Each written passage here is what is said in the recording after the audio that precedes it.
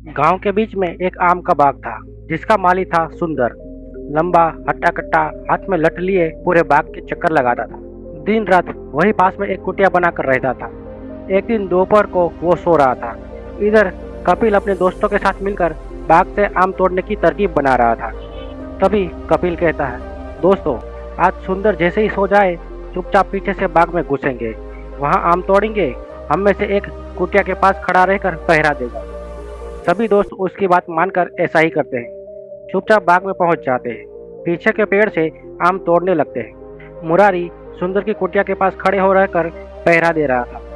कुछ देर बाद सुंदर पानी पीने के लिए उठता है तो उसे कुछ आवाजें सुनाई देती है। कौन है वहाँ? कोई आम चुरा रहा है क्या? तभी मुरारी कहता है, भागो भागो, माली जाग गया। कहता हुआ पीछे की ओर भागने लगता है। सुंदर उसके पीछे दौड़ने लगता है।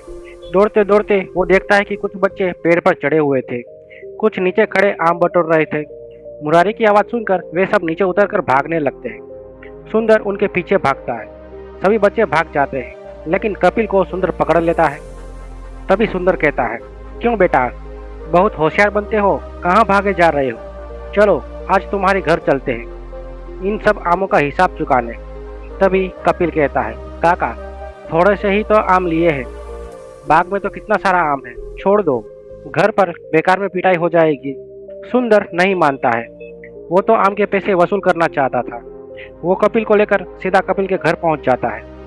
तभी सुंदर कहता है, जगत भाई कहाँ हो? देखो तुम्हारा लड़का आम चुरा रहा था। जगत जी बाहर आते हैं।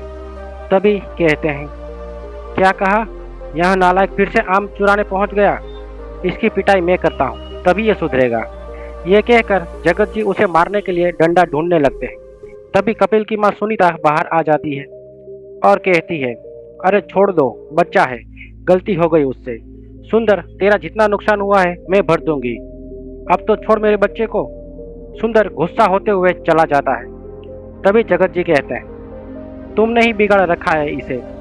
ये कहकर वे खेत को चले जाते। तभी सुनीता कहती है, क्यों इतनी शैतानी करता है? आज तो मैंने बचा लिया, लेकिन आगे क्या होगा? तुझे आम खाने थे तो मुझसे पैसे ले जाता। तभी कपिल कहता है, मुझे माफ़ कर दो माँ, आगे से तुम्हें कभी शिकायत का मौका नहीं मिलेगा।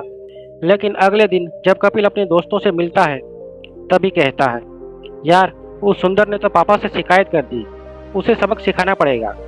तभी मुरारी कहता है, अरे तुझसे भागा नहीं गया, मैंने कितनी आवाज़ लगाई थी। तभी कपिल कहता है, मैं देख रहा था कोई रह तो नहीं गया, मेरी छोड़, ये बता उसे सबक कैसे सिखाए। तभी मुरारी कहता है, एक काम करते हैं, रात को सोते समय उसके मुंह में कपड़ा ठूस देंगे, फिर उसके हाथ पांव चार पाई से बांधकर उसे उठाकर पास वाली नहर में फेंक देंगे। सभी दोस्त उसकी हाँ में हाँ मिलाते हैं। रात को वे सुंदर के सोने का इंतजार करने लगते हैं। उसके सोते ही उसके हाथ पैर बांधकर उसे नहर में फेंक देते हैं और वहां से भाग जाते हैं। सुंदर बहुत हाथ पैर मारता है, किसी तरह वह रस्सी खोलकर चारपाई से अपने आप को छुड़ा लेता है। सुंदर समझ जाता है कि यह कपिल और उसके दोस्तों ने किया है। वो अगले दिन से गायब हो जाता है। तभी एक आदमी गांव के चौपाल पर आता है और कहता है, गांव वालों, एक आदमी नहर में डूबकर मर गया है। जिसने भी उसे नहर में फेंका है वो अपने आप सामने आ जाए, नहीं तो पुलिस मार मार कर उगलवा लेगी। ये सुनकर कपिल और उसके दोस्त के हाथ पैर फूल जाते हैं। तभी कपिल कहता है, अरे ये क्या हो गया? वो तो सच में मर गया, अब तो हम सबको फांसी होगी।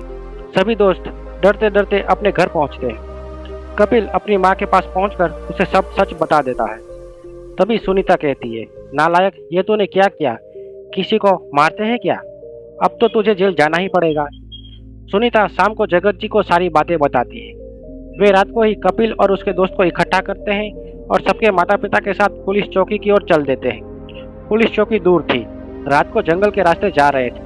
तभी उन्हें कंबल ओढ़े एक आदमी रोक लेता है। उसका चेहरा नहीं दिख रहा था। तभी वो आदमी कहता है, आपके बच्चों ने एक आदमी की जान ली है, इन्हें फांसी होगी। जगत जी कहते हैं, भैया इसीलिए हम इन्हें पुलिस के पास ले जा रहे हैं, शायद इनकी सज़ा कम हो जाए। तभी वो आदमी कहता है, मैं इन्हें बचा सकता हूँ, लेकिन फिर ये किसी और को मार देंगे। तभी सभी बच्चे उसके पैरों में पड़ जाते हैं।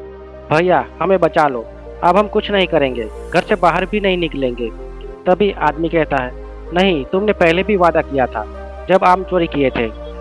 अब तो तुम्हें सजा मिलनी ही चाहिए। बच्चे रोने लगते हैं। उनके माता पिता भी उस आदमी से हाथ पैर जोड़कर प्रार्थना करने लगते हैं। तभी वो अपना कंबल हटाता है। अरे ये तो सुंदर है, ये तो जिंदा है। तभी सुंदर कहता है, हाँ मैं जिंदा बच गया क्योंकि मेरे अंदर ताकत थी। मैंने बहुत मुश्किल से रस्सी तोड़ी और पानी से बाहर आया। कोई और होता तो मर जाता।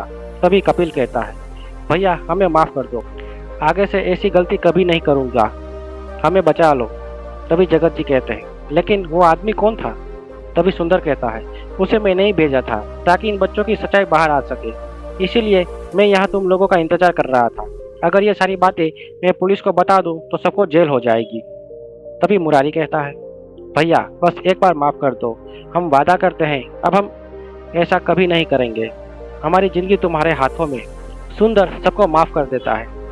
उसके बाद सारे बच्चे सुधर जाते हैं और मन लगाकर पढ़ाई करने लगते हैं। दोस्तों, हमें कभी किसी का बुरा नहीं करना चाहिए।